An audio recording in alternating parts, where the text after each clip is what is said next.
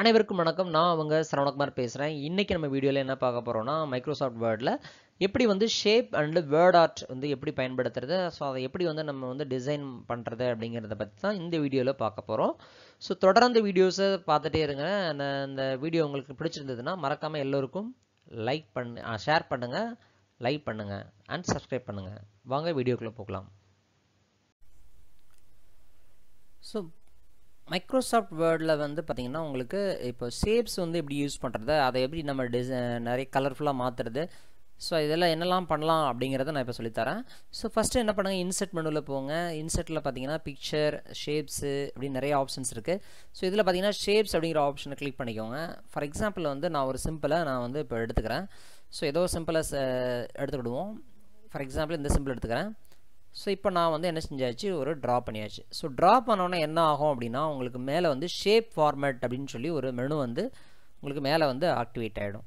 இந்த ஷேப் ஃபார்மேட்டில் நீங்கள் கிளிக் பண்ணிட்டீங்க அப்படின்னா என்ன ஆகும்னா, இதுக்குள்ளே பார்த்தீங்கன்னா ஷேப் ஸ்டைல்ஸ் அப்படின்னு சொல்லிட்டு எக்கச்சக்கமான ஆப்ஷன்ஸ் கொடுத்துருப்பாங்க.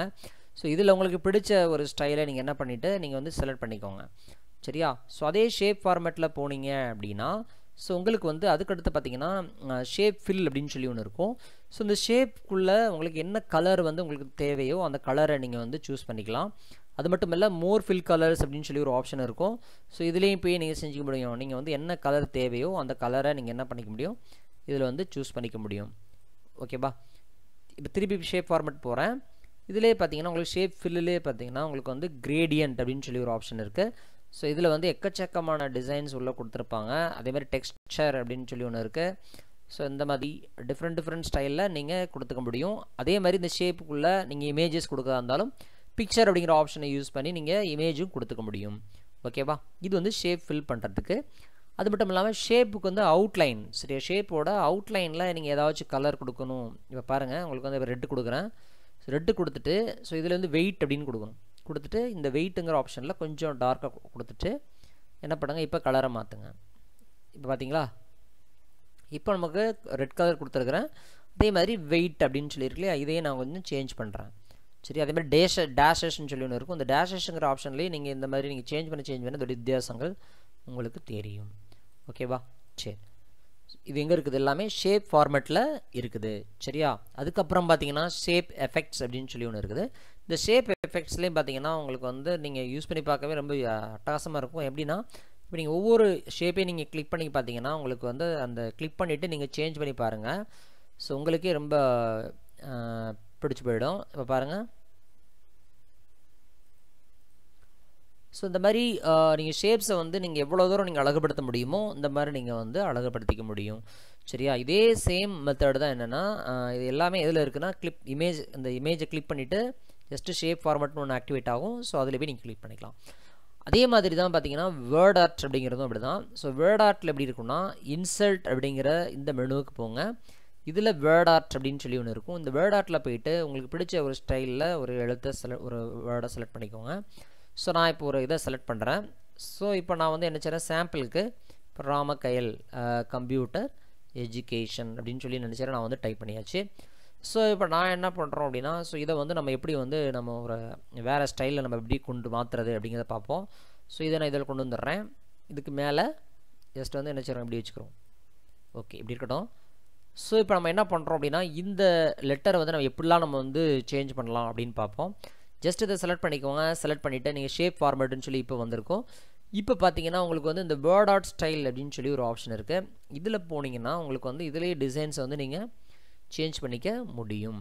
ஓகேவா? சரி, சேஞ்ச் பண்ணியாச்சு.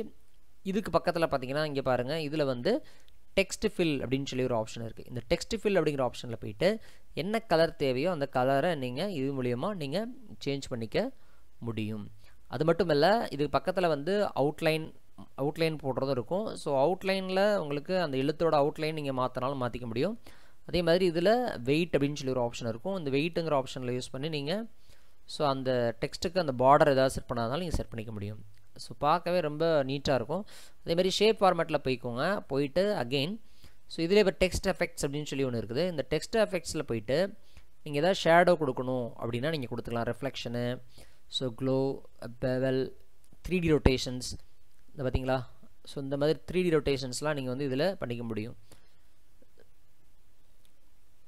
ஓகேவா? ஸோ இப்போ நீங்கள் இதை க்ளோ கொடுத்தீங்கன்னா, இப்போ இதே ரிஃப்ளெக்ஷன் கொடுத்தீங்கன்னா ரெஃப்ளெக்ஷன் வரும். இந்த மாதிரி ரெஃப்ளெக்ஷன் கொடுக்குறது.